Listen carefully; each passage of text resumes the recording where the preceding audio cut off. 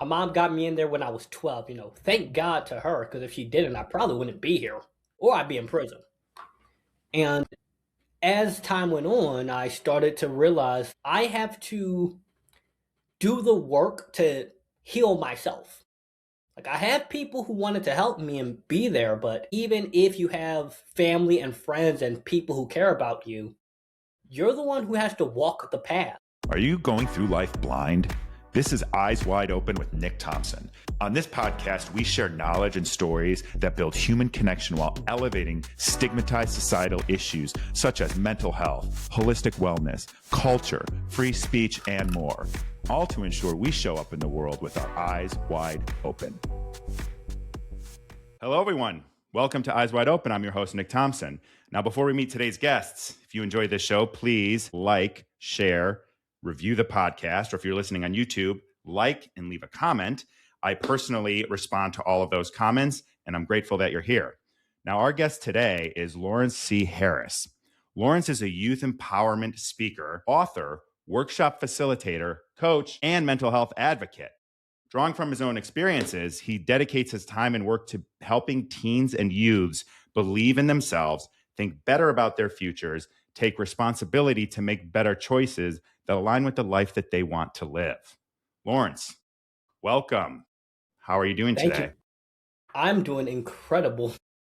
Excellent. I'm glad to hear that. And I know we were chatting a little bit before we started recording here. You've got a very, very, very busy day. And I said this before too, but I just want to say, when I started learning about you, the work you're doing is incredible. I'm excited to share all of that with our listeners today. And before we get into that and your life experience that has led you to this work, what did you want to be when you were a little kid?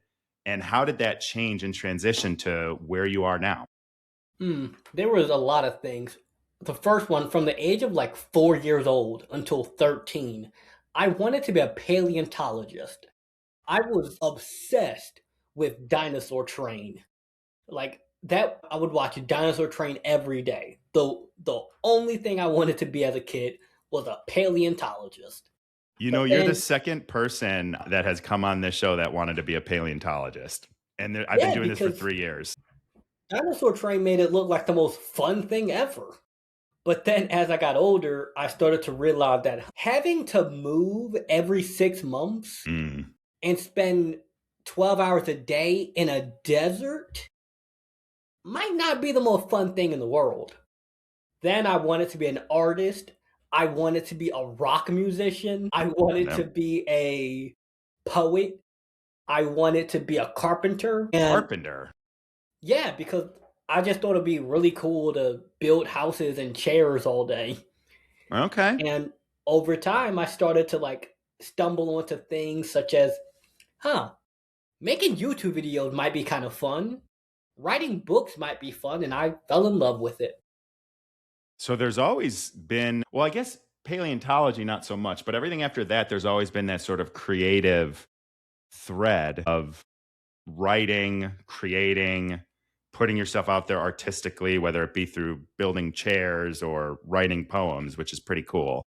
Yeah, I remember when I was 15 years old, I was journaling and I asked myself, what do I what is the meaning of my life? I was a really introspective kid. I And I can asked tell. myself that over and over. And the answer I got to was to create. Everything I wanted to do had something to do with creation and bringing part of me into the world. Mm. That's it. You know, that's funny because I did something very similar when I was younger.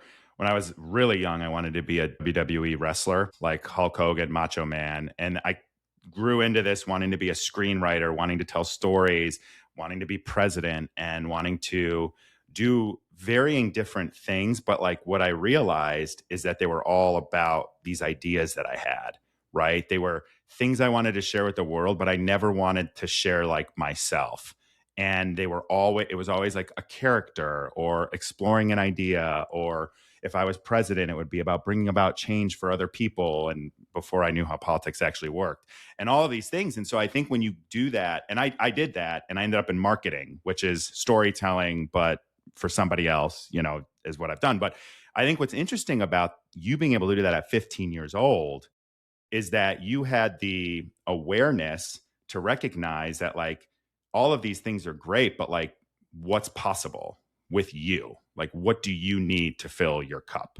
And that's what I think is so cool about doing that. So at 15 years old, tell me a little bit about your teen years, because those are super interesting from what I understand. What was that like for you being a teenager? So Lawrence as a And by the way, teenager. sorry, I didn't mean to interrupt you. For everyone listening and not watching or can't tell, Lawrence is 20 years old, and all the things he's going to talk about and all the things that he's done and accomplished and grown as a human being and uses his experiences to help others. I just want everyone to know that we're not talking about what was it like 20 years ago for you. We're talking about what was it like last year for you? Like, we're like, what was it like a couple of years ago? Exactly. So me as a teenager, it's two very distinct people. Early teenage Lawrence from 12 years old up until I would say mid to late 16, I was very, very lost. That's the best way I could describe it. Because up until 11 years old, I didn't have friends because I didn't know how to make them. For people who don't know much about me, I have autism. So I don't know how to really socialize with people very well.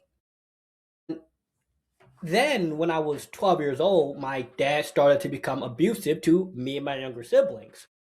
Being the oldest, I wanted to protect them.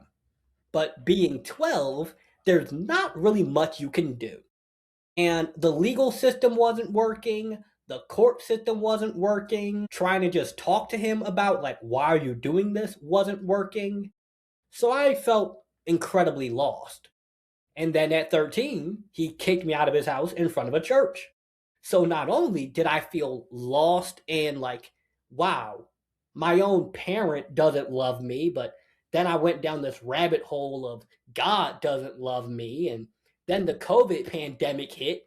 So now I can't even see people. And even though I had family and friends and even a girlfriend who really loved me, when you don't feel worthy of love, you'll push it away. And that was something my therapist had to really open my eyes to. Now, once I started to look around and see how I was allowing my past and what was done to me to unintentionally hurt those around me, I looked in my bathroom mirror and said, I can't keep living like this. And how old were you at this point when you made that decision to recognize you can't keep living the way you were living? And you had been in therapy at that point for 3 years. My mom got me in there when I was 12. Thank God to her, because if she didn't, I probably wouldn't be here, or I'd be in prison. And as time went on, I started to realize I have to do the work to heal myself. I have people who wanted to help me and be there, but even if you have family and friends and people who care about you, you're the one who has to walk the path. You're right about that. And I think that what's so impressive there, one, kudos to your mom for helping you by getting you into therapy at such a young age. That couldn't have been, I don't know how old your mom is, but I would imagine she's in her 40s. Like to recognize that, I think, is very mature of her, especially, I guess whatever therapy 7 years ago was better, but it wasn't mainstream like it is now. Yeah, if you would have saw me at 12, anyone could have looked at me and said, yeah, we need to get him in therapy. When you look back at go ahead. Because 12-year-old to 15-year-old me, we're talking barely going outside, hardly taking showers, room is a mess. Anyone with eyes and a basic level of understanding mental health could look at that and go, I don't know what's going on with him, but I know something's going on there. And the second teen me, the second version of me as a teenager, is the version similar to what you see now. This guy who went and said, okay, I realized that I have some things I need to work on, but I can't be the only one who feels this way. So that's when I hopped on the internet and started making TikToks about, hey, here's what I'm dealing with. Here's how I'm working through it. I don't have all the answers, but I know somebody's going to benefit from this. Here's how to feel more confident. Here's how to get out of bed and not feel so depressed. That's what I was posting about. Which And over the sometimes, years, it evolved into this. yeah. Can I ask, I don't want to backtrack too much Sure. because I think that's a great stepping point to the other things that we're going to discuss today. But when I think about young me, now I'm 41 years old now, and I have been doing well with the exception of a little bucket here and there. I've been doing well for a while, right? I got into therapy when I was about 30 or 31, and it took a while for me to like adjust to it and start applying it, but I figured a lot of things out. But I suffered, and I look back, like starting at like 5 or 6 years old, I could go back and look at, wow, I was dealing with depression. Like I didn't want to get out of bed. I didn't want to do things. I didn't want to see my friends. I didn't want to socialize, and I was struggling with so many different things for so long. I didn't even know what it was for years and years and years and years. Now, when I look back to that day and not wanting to clean my room, not wanting to sometimes even go outside, all those things, like when you look back on that, what was that like? Like, what was going on with you that was leading you to be stuck in a messy room, not wanting to socialize? And I know you have autism as well, but it's clearly not something that, you let limit you. So, trouble making friends, like, what was going on that was making you be stuck in this rut that clearly wasn't serving you? So I'll describe it how it felt before I knew the actual what it really was. So the way it felt to me when I was younger was like you're constantly dragging around an invisible bag of bricks, but you can't understand why. Like, yeah, I understood, okay, all the stuff I went through with my dad and getting bullied when I was younger, I understood that, but I didn't understand, like, why, no matter how hard do I try, going outside terrifies me. Like, things that are basic human interactions feels terrifying. Like, I can remember many times when I'd be at school and literally be shaking, and I just couldn't understand what was going on.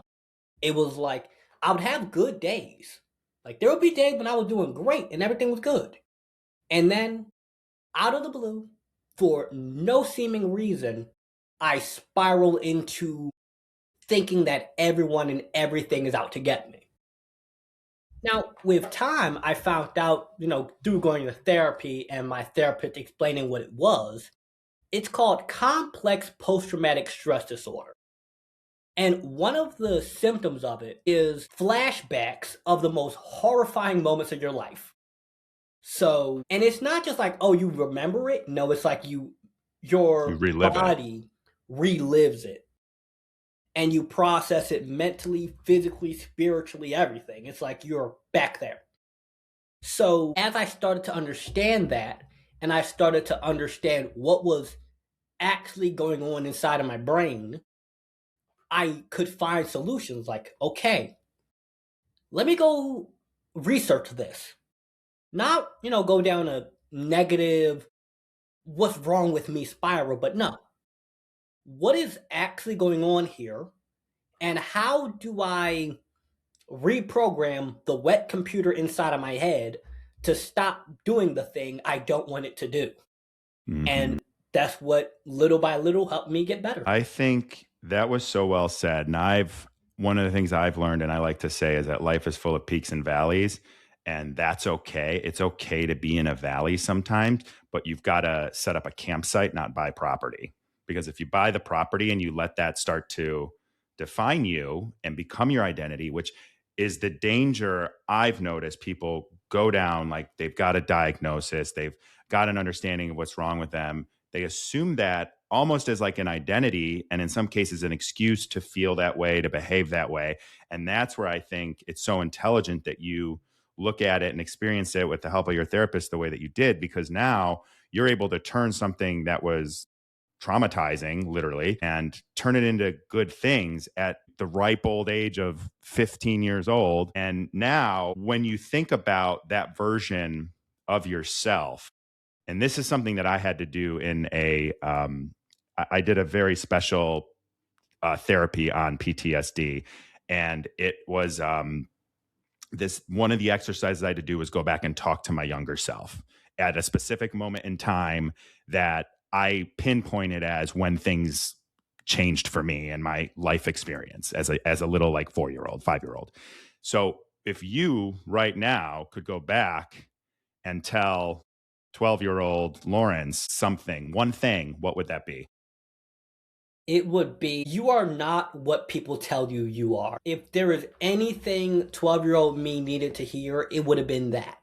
Because it's one thing for people who, like other little kids bullying you, saying like, oh, you look funny and being mean to you. That's one thing. But when it comes from people that you grew up really caring about and loving, it hits a lot deeper. So I would say that's what he needs to hear. You're not what people tell you are. You are who you decide to be. What were they telling you? A whole lot of things. I remember stuff like that I was just a failure and that I was a waste of space and just How can you be that at 12 or younger? I don't even know. Like it's insane because when you really think about the impact that statements like that have on children and young adults, that will haunt somebody for the rest of their life and they don't even know why. And the only reason I was able to move forward was because I was willing to unapologetically look at the darkness and, cliche as it sounds, find the light in it. Yeah. And I think too, we all have this inner critic. Every single person on the Yeah. planet has an inner critic.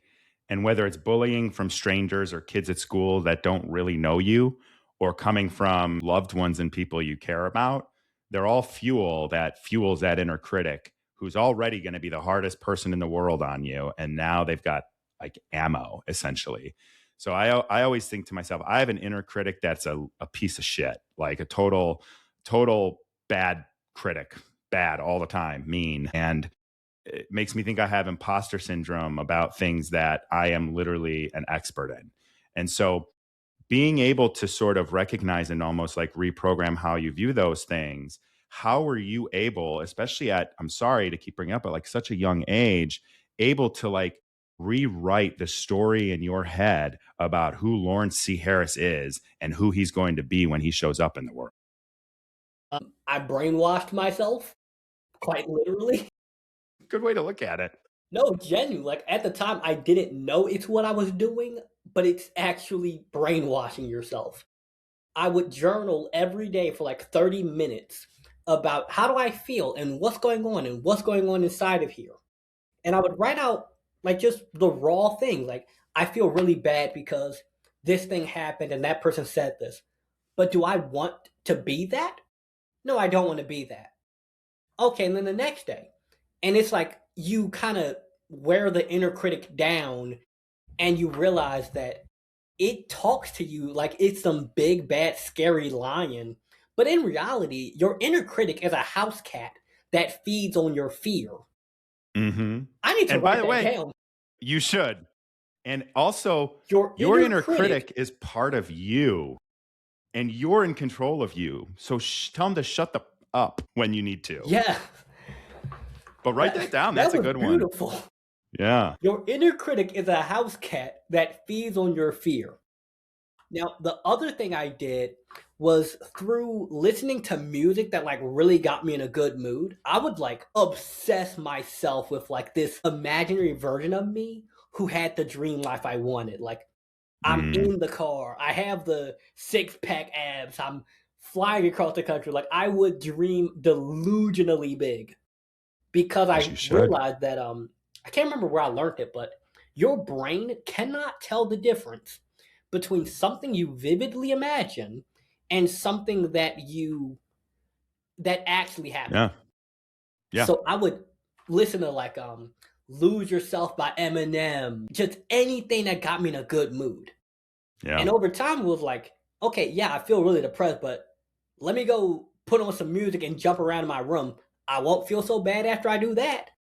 I Yeah. would go to the gym because I found out that exercise actually releases chemicals in your brain that makes you want to do things that are good for you.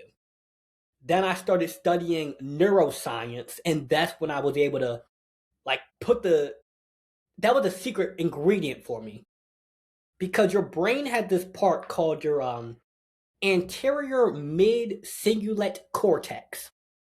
It is the part of your brain that makes you want to do hard stuff. And the more hard stuff you do, the more it makes you want to do it. So over time, the way that I was able to really get better was by literally brainwashing myself. I love that. And I think there's your next book or next speech is brainwashing yourself and recognize your inner critic's just a house cat. Yeah. I was going to I was going to name my most recent book How to Brainwash Yourself for Beginners, but then I was like, that might seem a little because I speak at high schools and organizations, the word brainwash might be a little jarring to I them. think, but I think that's But what makes it interesting because I don't know if you've ever seen, but like, X brain or, improving your mental health for dummies or the idiot's guide to blah, blah. Like there I is know, something about using those words that resonates. And you could also do, like how to brainwash yourself for self or how to brainwash yourself for self empowerment. That's not the right one, but like yeah, something like that. So you kind of like, anchor it with something of the value they're actually going to get yeah. out of it. Instead of that title, I went with Think Different, Feel Different, Live Different. Change your life, change your mind. I And like it. it's pretty much like if you have a sixth grade reading level, you'll be able to understand that book and figure out how to brainwash yourself into becoming the version of you who can have the life you want. Because Lawrence at 20 and Lawrence at 18 years old are not the same person. Because I applied that stuff and realized, 18-year-old me, he was making his videos outside, he was doing good, but that was not going to get me where I am today. So you gotta You've evolve, got to essentially. build. And I think one of the things, and I want to hold space for a second because I also want to talk about journaling because I know that you talk a lot about Mm, journaling. It's helped you a I lot. do. It's helped me a lot. I've written a couple guided journals as well that based on what I've learned. So I do want to talk about that. But to go forward a minute, when you're 18 years old and you look back on 15-year-old and you look back on 12, 13-year-old, all of those things, it's a slow build. And I think what happens a lot of times with people struggling with their mental health, whatever that might be, it could be anxiety, it could be depression, it could be something more serious of an illness, all of these things. I know when I was depressed and I had days I couldn't get out of bed, there were things that I started learning through therapy that like build momentum. And I look at everything I do every single day as building momentum.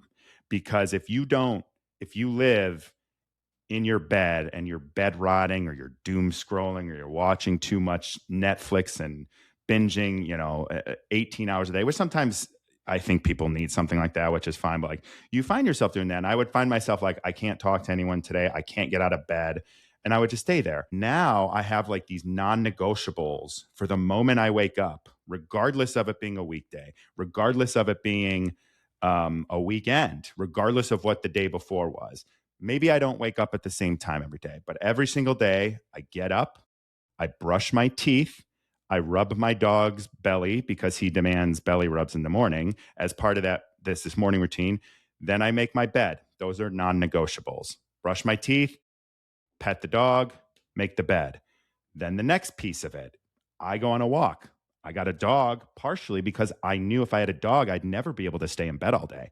So I build momentum, right? I build momentum.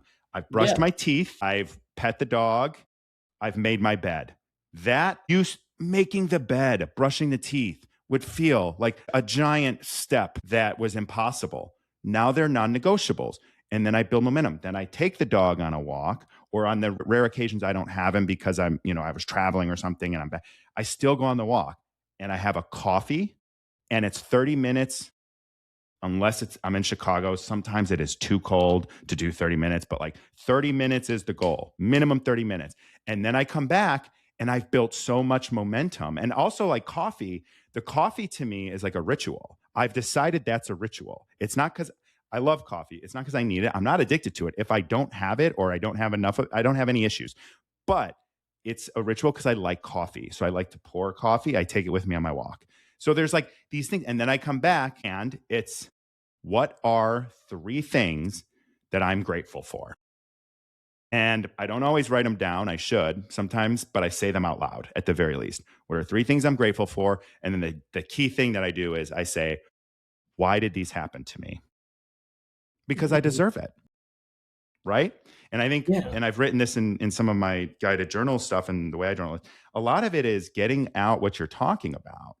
But it's also like thinking to yourself, well, why did this happen to me? Why did something good happen to me? Because you deserve it. And you deserve it because you did A. Why am I going on this walk on this beautiful summer day? Because you deserve it. Because you got up, you brushed your teeth, you made your bed, you pet your dog, you poured your coffee, you earned this walk. And then so it builds momentum. And so when you look back on this, what are some of the things that are like non-negotiables for you when you start your day or you build momentum to get to that next level of who Lawrence is going to be? So every morning, right when I get out of bed, before I check the time, my phone, or anything, I write down a list of like morning affirmations, such as I am a magnet for money, miracles, and opportunities. I am divinely guided in all my ways. Life flows according to my highest vision. A lot of people, when they hear that, they're like, oh, that's some like woo woo 16-year-old girl writing in her diary kind of thing. But hey, Or a 30-year-old crystal lady. yeah. But I mean, hey, a lot of those crystal ladies have a whole bunch of money, so whatever they're doing is working.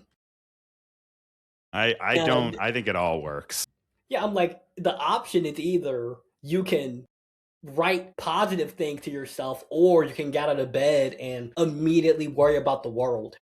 Like, the reason why I don't check my phone in the mornings isn't just because I'm writing, but it's because you got out of bed and it's like how you start your day is how it's going to go. You don't want to start it with, oh my gosh, 13 people just died in a car crash, or, oh my gosh, it's going to be a heat wave and it's going to be terrible. And, you want to start the day off with something good. And that is Then not after I social do media. that, I go to the gym and I get a really good workout in. I have like a whole workout playlist.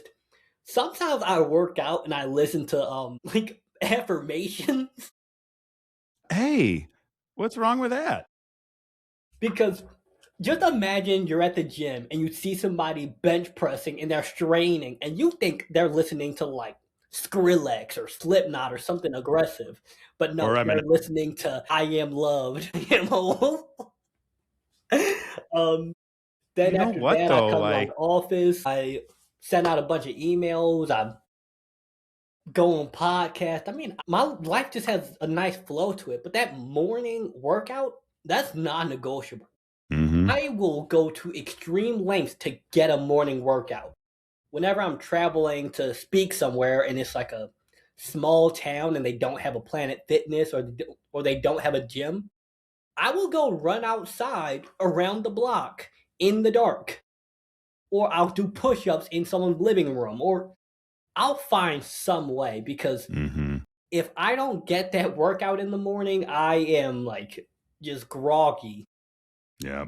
That's how I feel about walks. I promote on my social media all the time. Like, get your body moving in the morning. You can go to the gym and have the hardest weightlifting session that you've ever had. You can take a spin around the block for 15, 20 minutes. You can do push ups. You can do whatever. Just do something because it gets the blood flowing, gets the mind going. You accomplish something, to your point earlier about the neuroscience behind it. And that's the thing. It's like, that's why I think building momentum, and it's like that with everything. You build momentum. You start small because when you do look, and I've heard you talk about this on other shows, when you do look at the big picture, it seems impossible, but it's the little steps. It's step by step. Build momentum. Get out of Yeah. bed, make your bed. You've just accomplished two things. You've gotten up, you've made your bed. Then what's next? And then you just take these tiny little baby steps to the life you want to live. And then eventually you get there. You always build momentum.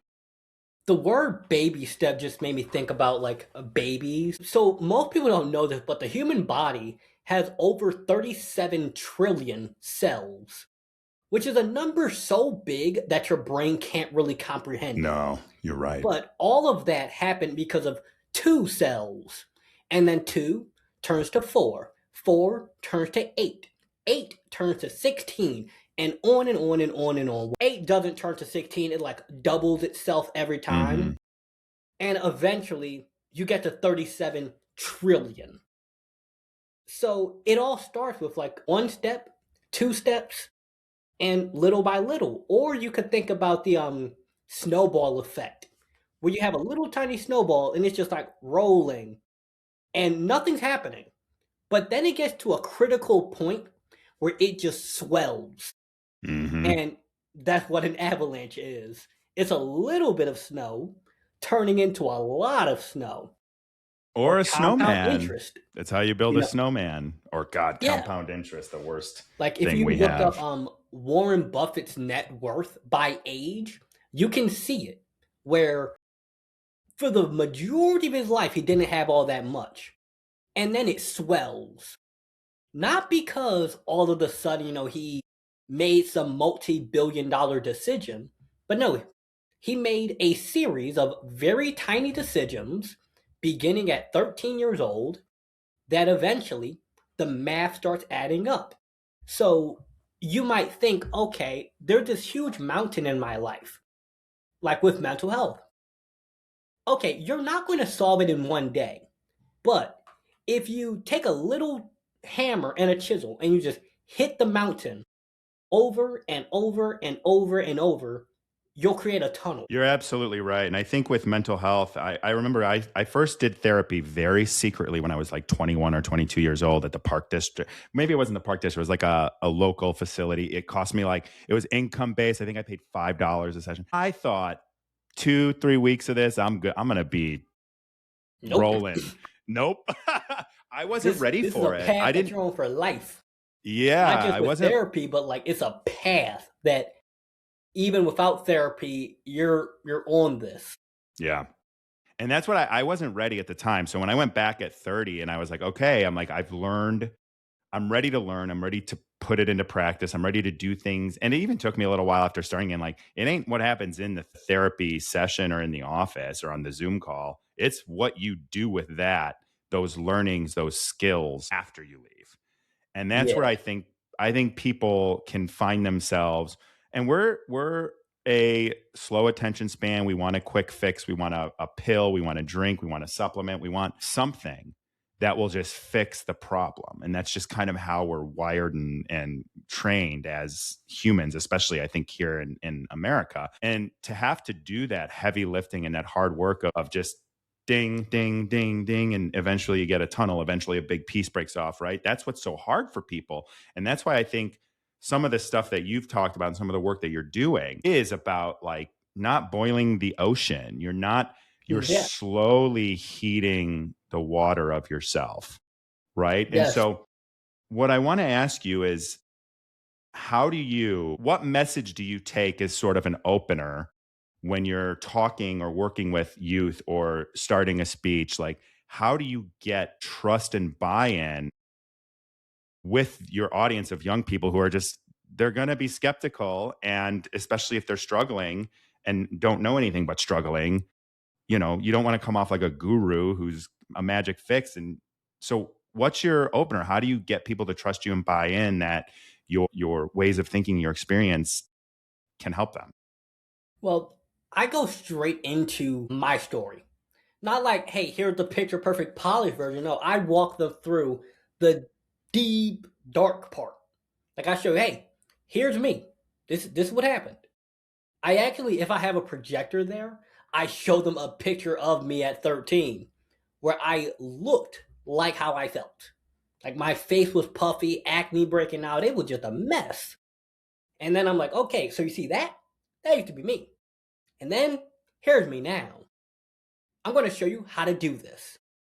And no, I tell them directly at the point, this is not an overnight fix.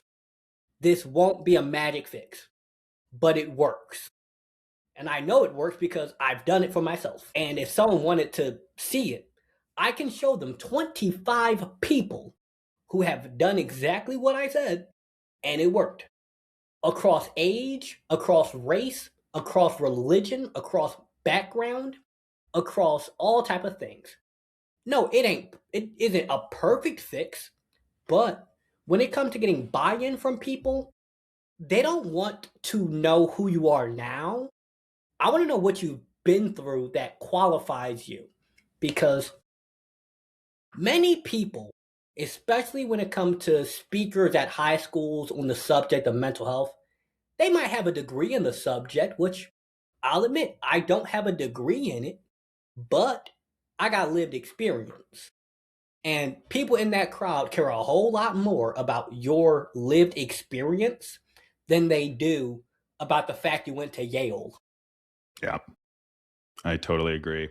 I totally agree. I think too, even when I look back on, I went to school I got my degree in business, my 4-year degree in business. And I look back and I was like, there's maybe like 5% of that I needed to do any jobs that I've ever had.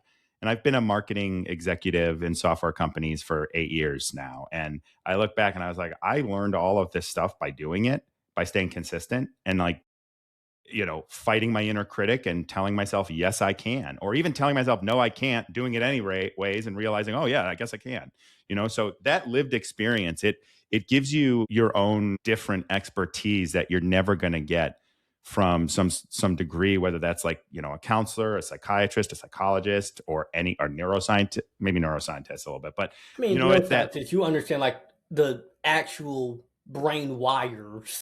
Right, right. And I actually had a neuroscientist. I've had a couple neuroscientists on this show.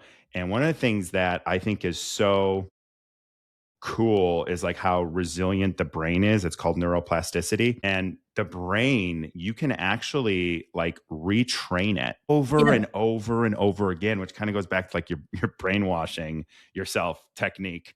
So what I think is important to people, and when I did a conference, I did a speaking thing last year, about a year ago. So I was on reality TV. I don't know if you know that, but like I Get your went own Love through Island. No, not Love Love is Island. Blind. Love on Love the is Blind. Spectrum.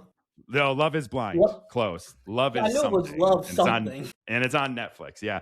But like I did similar to you. I like dropped people in this like the worst moment of my life when I just didn't want to do anything, but like or I did want to do something bad, but to myself. And when I look at that and I think back to myself, I'm like, okay, I used journaling to retrain my brain on how I think every single day.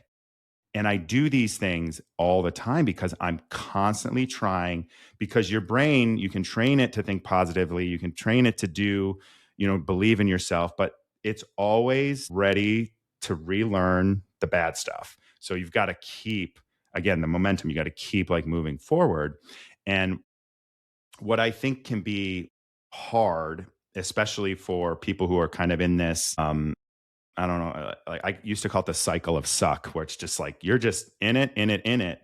Like breaking free seems impossible. So, can you tell me about a time where it either felt impossible for you, even though you were making progress, or what you tell people that you work with or you answer questions about people? Like, what's that initial move to break the cycle and put your brain on a new path of thinking and training it to, or brainwashing it to, be something, do things that serve you, think ways that serve you instead of things that hold you.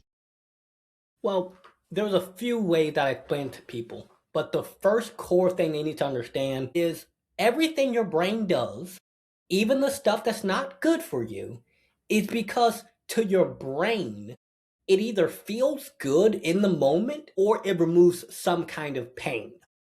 So for people who, I've never spoken to a group of alcoholics, but it's just a really easy example to use. For them, they can be fully consciously aware that drinking literal poison isn't good for me. They can be fully aware of this. But when they feel really upset about maybe they got divorced or they went through something really traumatic or they have like chronic physical pain and this helps to solve the pain in the short term, they keep going back to it. So when people want to get out of that cycle of suck, you either need to find a reason so overwhelmingly good that is bigger than yourself, or you need to get to a realization of like, this sucks so bad that I can't keep living like this. And unfortunately, with a lot of people, when they get to the part of this sucks so bad, they start to think, I don't want to be alive. But Mm-hmm. actually, it's you just don't want to keep living this way. If we got you on the path of living a life that you enjoy, you realize that, oh, I actually do want to be alive.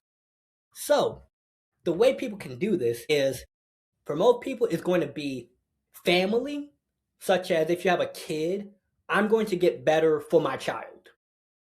It could be being an example to your siblings. That was the case for me. It could be a belief in a higher power. Like, I can't do it, but I have a higher power who can. That's what they tell people in Narcotics Anonymous and Alcoholics Anonymous, because you've tried to quit. You've seen where that has gotten you. You know that you can't do it. But if you believe that there is a higher power that defies all logic, that can gift you that strength, now you can. So the first step is finding a reason to get better. It could be, I just want to not keep hurting myself and those around me. It could be, I want to help people. It could be, I want to see my daughter graduate high school. It could be anything, really. You just have to find a reason that matters to you, that helps you to stay committed on the day when it feels difficult. That is very, very well said. I always say to myself and say others, what's your reason, what's your purpose to stay or reason to be here? It's the same concept. You got to find it in yourself. And I think what's important for people to learn from experiences like yours, experiences like mine, their own experiences, is that you ultimately do have control over how, maybe not how you feel, but how you react to these feelings of positivity, negativity, good things happening to you, bad things happen to you. And when you take on that responsibility and find those reasons, you can literally take that first initial baby step into changing your life. And I think that's what's so wonderful about the work that you do and the way that you help people and the way that you've turned an experience that could probably send a lot of people into a lifelong spiral of negativity and bad life choices and bad life experiences. And you try to help people and catch them early on to help them change their mindset, help them change the way that they view the world, and take that responsibility that they have on how they show up and react to these things and how they show up in the world and to react to these things.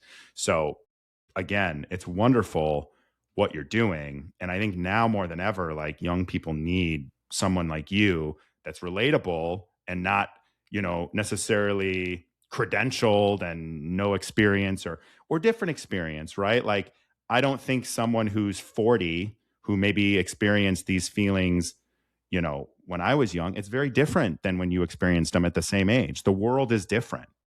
There's different It's things. So it's a completely different world. yeah. And so, like, I don't understand. It sounds so old when I say it, but like, I don't understand how someone could spend 16 hours on TikTok, but I know that they do. I know people do spend that much time on there, right? And so it's not the same as someone who's lived in a world where you may know someone who spent 16 hours one day or be someone who spent 16 hours one day on TikTok. And I use that number because I learned that number from a neuroscientist who was sharing a study about young people and spending 16 hours a day sometimes on TikTok. So Yeah, I mean, because if you think about it, social media is hyperly engineered to be addictive. yeah, Like, they have an yeah, entire research department based on how do we keep people on this app as long as possible.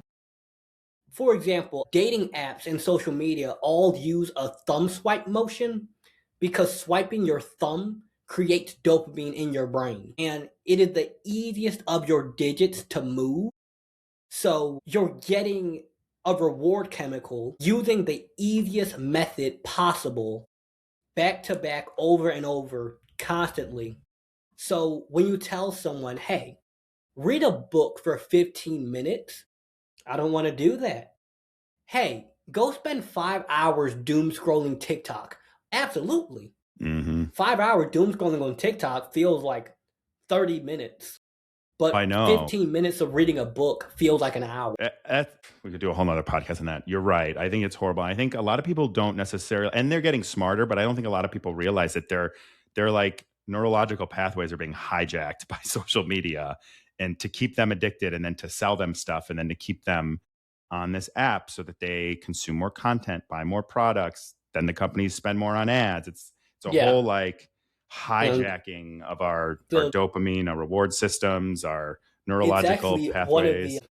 It reminded me of one of the methods I use to like brainwash myself. Not using social media, but through your brain. When you're right about to fall asleep, you go into something called theta brainwaves, where you will accept anything as true. Like, you ever seen someone get hypnotized and then they start clucking like a chicken? That's what happens when you're in theta brainwaves and someone tells you to do something. You will do it. You will have a thought and you will do it. Like, the barrier of common sense is gone. Yeah. So one of the things that unfortunately happens when you're like scrolling constantly is you're not thinking. Like, you don't know what you're watching. And you forget it like that, but it gets stuck in your mind and it starts to build up over and over. And that's why a lot of teenagers and young adults, they think that all men are terrible or all women are terrible because TikTok said it. And they heard it so many times on TikTok that they forget, wait, I know humans. They're not acting like this. Yep. But social media can be a good thing when you're like on the right stuff. But when you get pulled down like these extreme one way or another way, it can really do a lot of damage.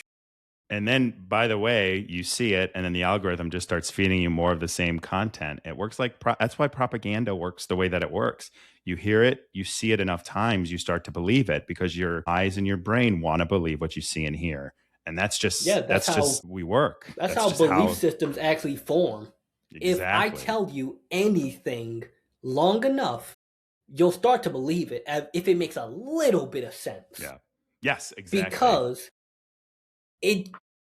after you hear it enough times, it seems true. Like, you start to see, wait, I could understand that.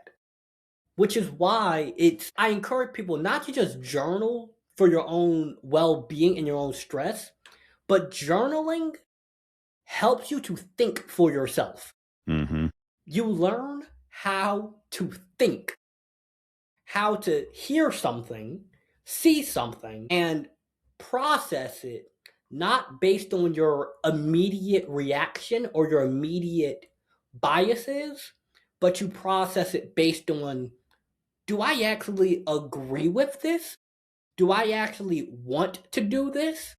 Do I actually think that I need a $1,700 iPhone? And you're like, I don't really need that. I could probably spend that money on my college tuition.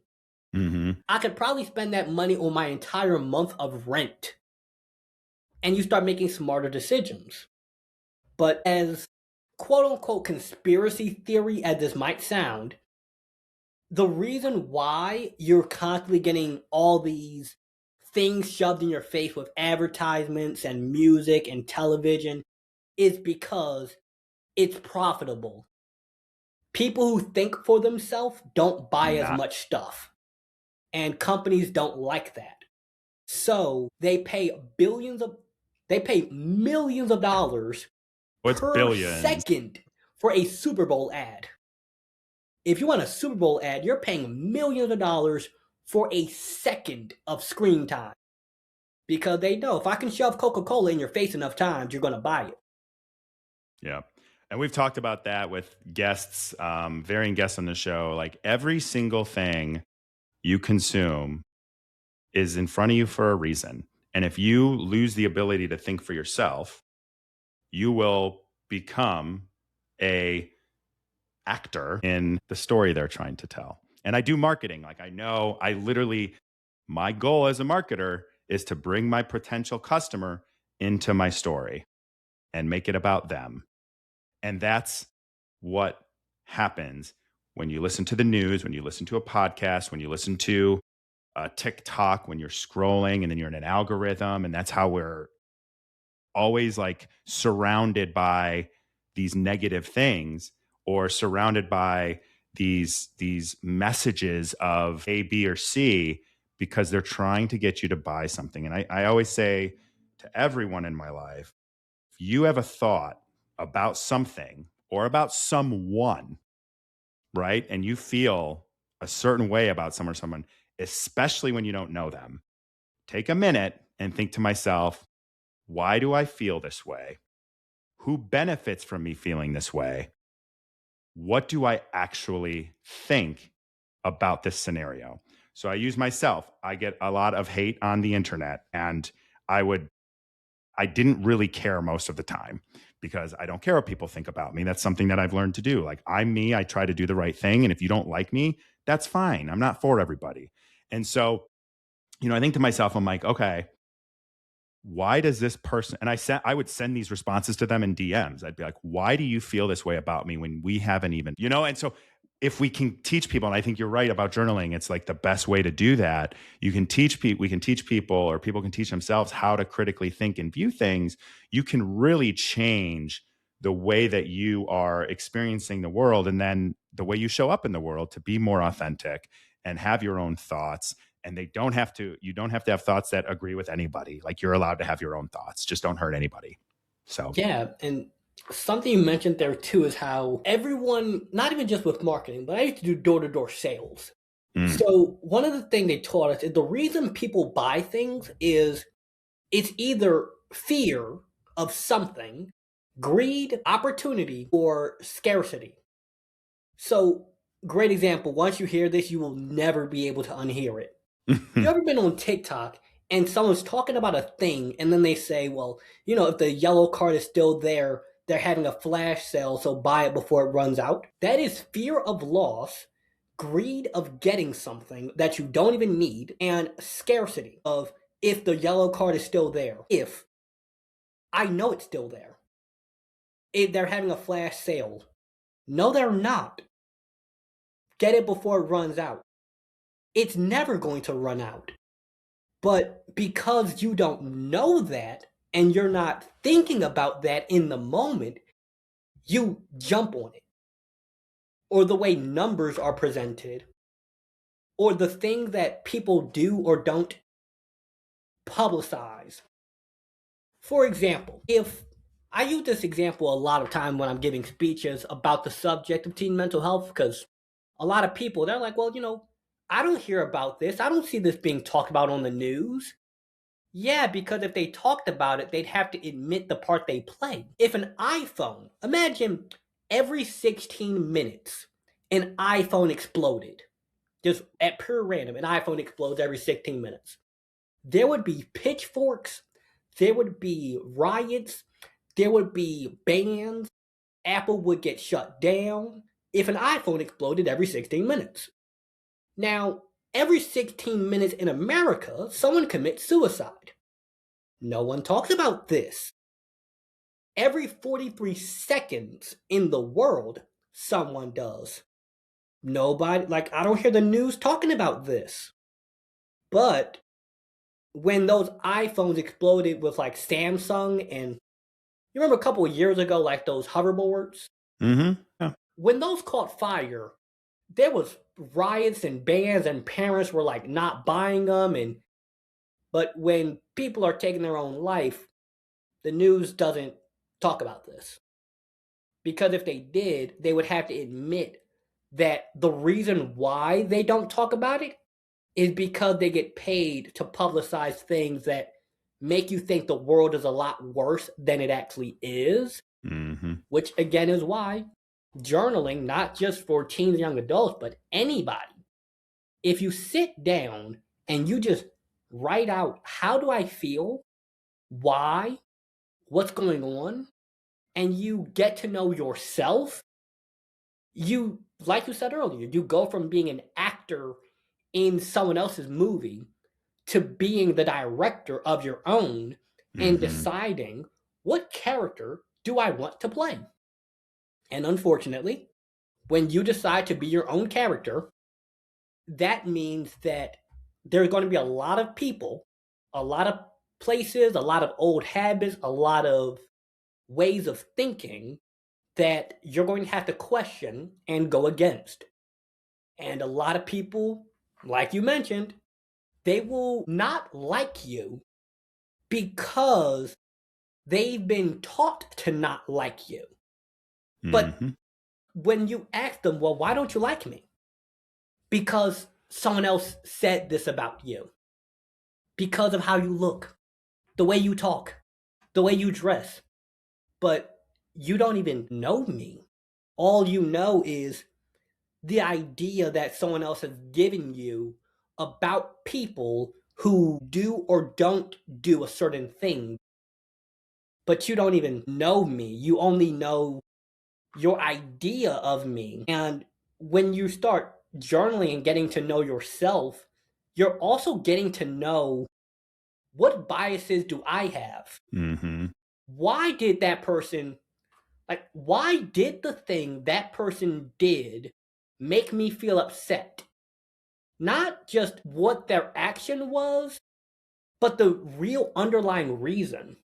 And the more you peel back all the layers of what you've been taught and who you've been told you should be, you eventually realize who you actually are. And it's like a light bulb moment that goes off where you understand who I really am, not just who I've been told to be. Exactly. I just went on a whole tangent, but that was very important for me to get out. That was really good. I couldn't agree with you more. And I think that's an important thing for people to learn about themselves. And again, your wisdom at 20 years old and the work you're doing, I think is wonderful. And I know we're over time, so I hope that's okay. But before we head out, I want to give you a chance to ask me anything.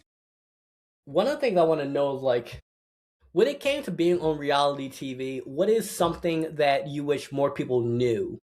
Such as maybe something you learned from it, something you realized about how people tend to act in those environments.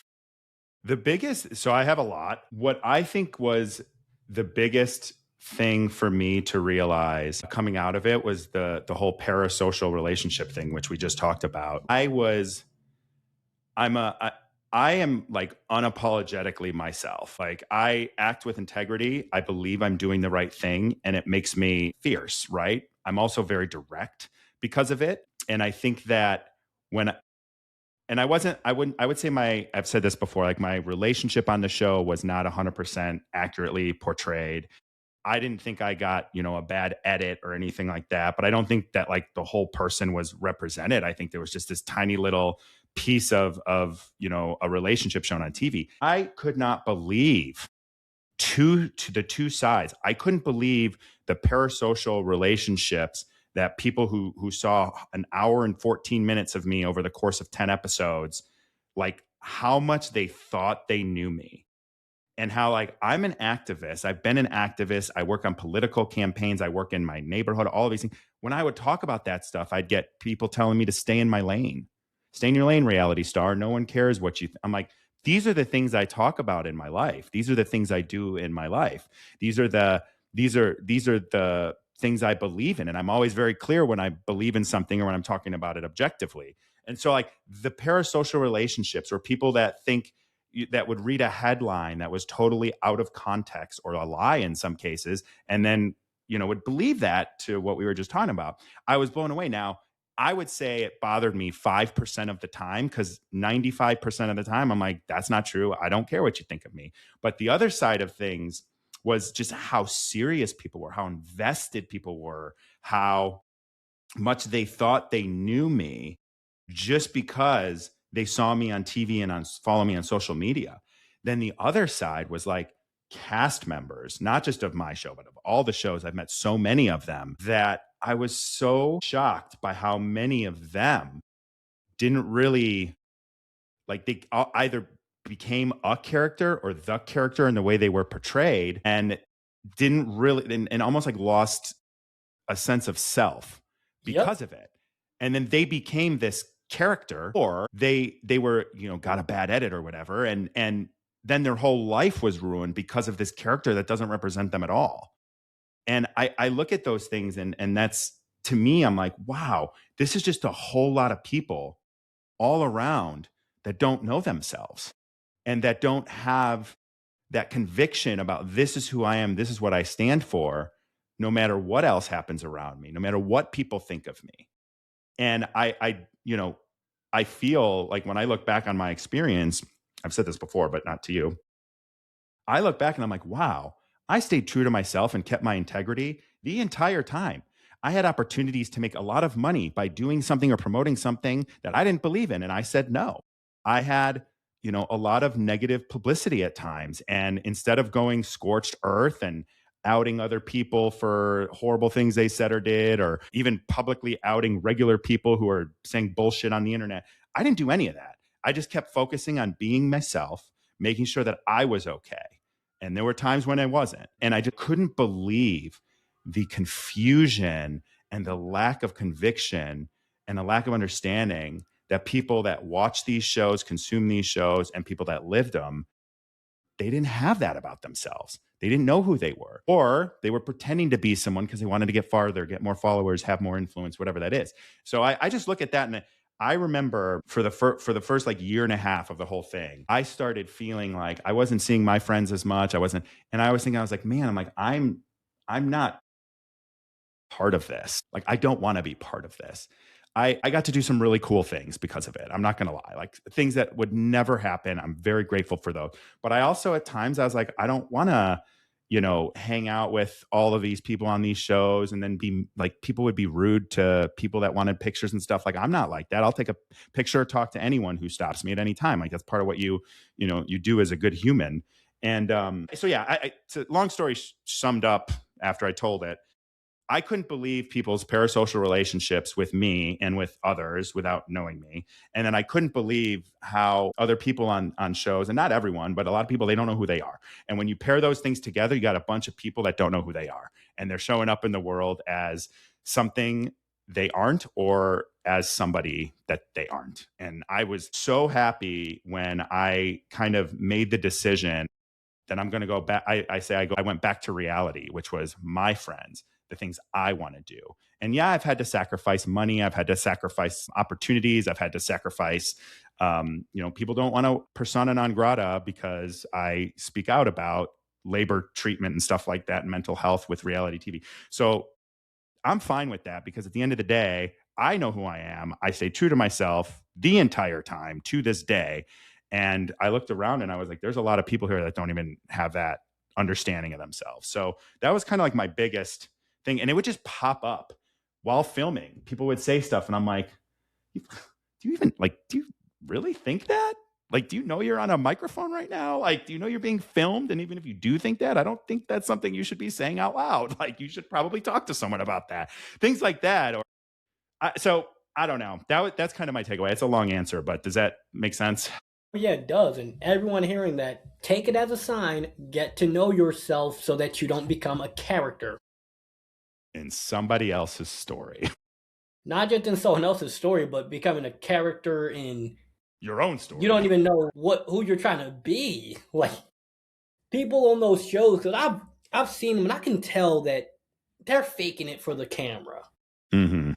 And not all the time, but a lot of them, they're trying to, just blow their own head up.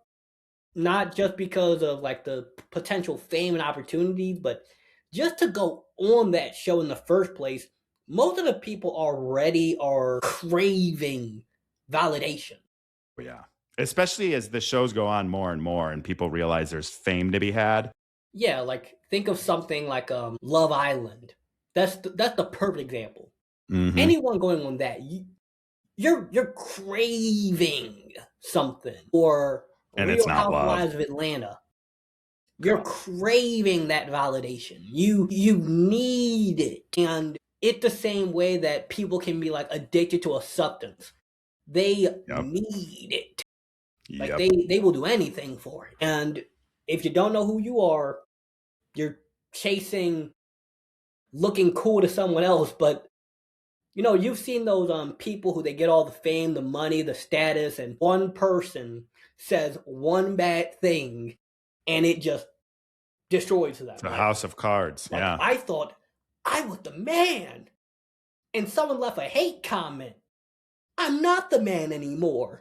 Yep. And then someone leaves a good comment. Yay! And they're like addicted to the outside I know world. some of You those gotta people. fall in love with you and just let whoever wants to come. Whoever doesn't, don't. Just live your life. And be comfortable with that. That was a hard learning for me. It was like, be comfortable with being yourself and, forgetting all of these people and this idea of what my experience was going to be and all that stuff, and just be present, be yourself. And, the whole point of this show is do the work so you can show up in life with your eyes wide open. That's literally my manifesto for the show. So I think everyone can learn from that. Learn yourself, be yourself, and do it all unapologetically. Thank you. Thank you. I have had such a phenomenal time talking to you, Lawrence. Can you tell people where to find you? Very easy. My Instagram is Lawrence C Empowers.